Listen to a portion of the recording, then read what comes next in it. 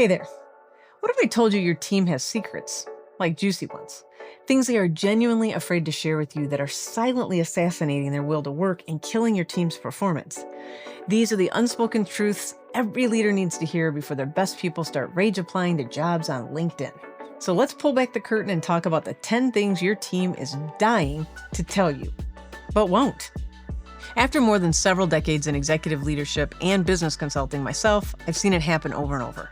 Incredibly talented people don't just pack up their desk plant for a few extra bucks. They leave because of silent, soul-crushing frustrations from their boss. Straight up, hard stop. The problem is that most leaders are totally in the dark, even if they say they don't want to be, and they're operating in a feedback vacuum that's so quiet you can hear an ant sigh. By the time they realize something's wrong, their star player is already accepting a counteroffer. This video is here to be the hearing aid for your leadership. We're going to walk through the top 10 things your team is thinking but not saying. And I'll give you simple, human ways to fix them before it's too late.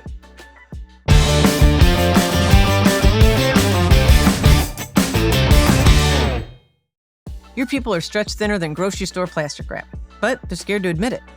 In a culture that worships at the altar of hustle, saying I'm drowning can feel like admitting you can't swim.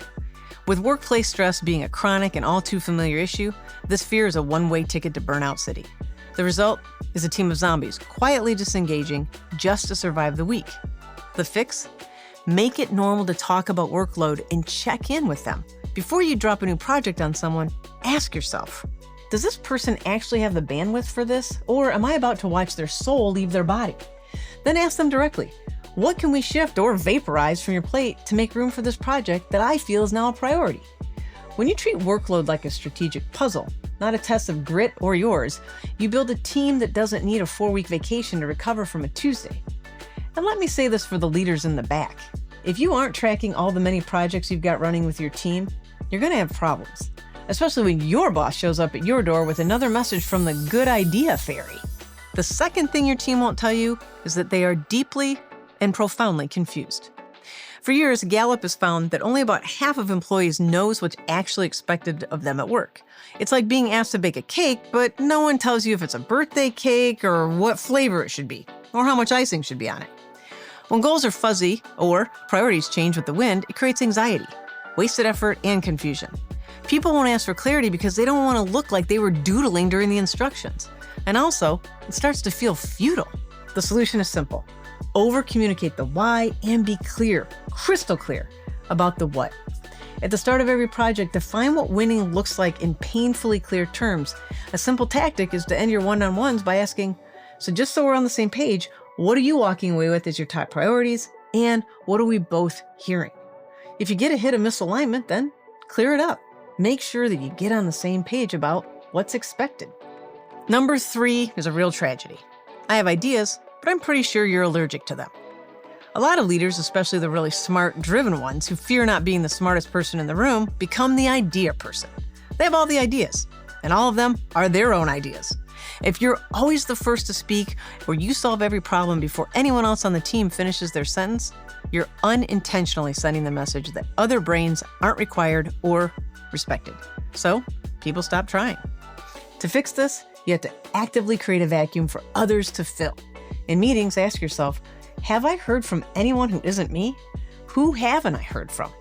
And then say, hey, I have some thoughts, but I'm going to shut up for a minute and hear from everyone else first so I can get everyone's ideas on the table. Then do whatever you have to do to keep your mouth shut. I like drinking out of my water bottle or taking a drink out of my coffee cup. Whatever it takes. Let the other voices be heard. And this brings us to number 4, which is a little tender. I feel like a ghost. One of the other common complaints I hear is that bosses only give feedback during the awkward annual performance review. When all the daily grind and small wins go unnoticed, people feel unappreciated. This isn't about needing a gold star for breathing. It's about feeling seen and valued for the day-to-day efforts. The fix is to build a habit of giving specific, timely appreciation. And here's what the research says. Good relationships need at least a 3-to-1 ratio of appreciation to criticism. Let that land for a second. Here's a ridiculously easy tip. Set a weekly calendar reminder to send one specific thank you message. A quick, hey, the way you handled that furious client today was pure wizardry. Thank you. means infinitely more than a generic exceeds expectations on a form 6 months later. Most of us aren't that great at doing this, so it's helpful to just make an intention to do it. That brings us to number 5, and this one kills innovation. I am absolutely terrified of screwing up. The highest performing teams aren't the ones that make the fewest mistakes. They're the ones that are most comfortable admitting and talking about them. If your team thinks one wrong move will be treated like a federal crime, they'll stop taking creative swings. Trust me. The fix? When something goes wrong, your go-to question must be, what did we learn and how does that inform us going forward? Not, whose head needs to roll? You must reframe what looks like failure as the price of admission for learning, period. And share your own screw-ups, by the way. You can check out my video on vulnerability and leadership. I'll put it in the description for you. And now the 6th thing they want to tell you, which is a gut punch. I don't fully trust you. I once coached a manager, let's call him Dave, who kept promising a promotion to one of his high performers and said it was always coming next quarter. Months went by, then more months. He wasn't lying, he was just navigating corporate red tape and not doing a good job of it, and not being transparent about it. But to his employee, it felt like a lie. So she stopped trusting him. Her engagement plummeted, and within 8 months, she was gone. He didn't have to worry about giving her the promotion. Trust isn't built with memos. It's built in tiny moments, and breaks when you say you'll do something and then don't. That's all about making and keeping clear agreements. The solution is radical transparency. Explain the why, admit when you drop the ball, and for the love of all that is productive, do what you say you're going to do as best as you can. And now number 7. You only see me as a cog in your productivity wheel. When every check-in is rapid-fire interrogation about deadlines, employees feel like numbers instead of human beings. The solution? Again, simple. It's a practice. Show genuine human interest. Ask in your one-on-ones, what things outside of work have your attention lately? What are you enjoying? Then ask how things at work are going, and actually stop talking and listen to all of it. Remember their kid's name or the fact that they have a weird obsession with competitive cheese making, whatever their thing is outside of their role at work. These moments of connection build loyalty that money can't buy, and they allow people to feel human. And number 8, a sacred truth no one wants to say. These meetings are soul-sucking time vampires. Is anything worse than sitting in a long, pointless meeting when you have real work to do? No, it isn't. I had a boss who would have 50 people log on to a remote meeting for a check-in once a month. It was pointless and usually just devolved into people complaining. If this sounds insane, it was. Your team resents it with the fire of 1,000 suns. The fix? Treat their time like it's as valuable as life itself, because it is. Before you schedule anything, ask, why are we meeting? And does this require people to speak? Here are the 4 reasons to actually bring people together. They should be learning something, appreciating something, deciding something, or doing something. Learn, love, decide, do. And if none of those apply, then maybe you don't need to have a meeting, and it can just be an email.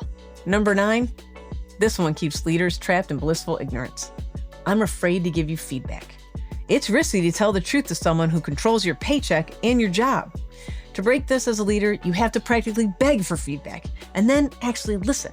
You can ask this question. What's one thing I could start doing, stop doing, or continue doing that would make your life on this team even 10% easier? And when you get that feedback, you only get to say 2 words. Thank you. Then you gotta act on it. And tell them you're acting on it. Let them know what changes you're making if it's possible to make them. Last but not least is number 10. The secret that signals you're about to lose someone great. I don't see a future for myself here. People want to grow, learn, stretch, have impact. If they feel stuck on a treadmill, they're going to start looking for a new gym. Ask yourself, do I know the actual career goals of each person on my team? And if the answer is no, then it's time to go find out what they are. Be their advocate. Help them grow into their strengths. Show them a future with you. And if there isn't one, then be honest about it. No one wants to be on a treadmill, just counting the minutes till it's time to go home. When you look at these 10 things, they boil down to a few simple human principles. Communicate clearly, respect people and their time, make it safe to be human at work. Hearing what your team is afraid to tell you isn't an indictment. It's your greatest opportunity. By dragging these fears into the light, you can build a team that's not just productive, but a place where people genuinely don't hate Mondays. If any of this felt painfully familiar, do me a favor and hit the like button. How does this list resonate with you? Drop it in the comments below.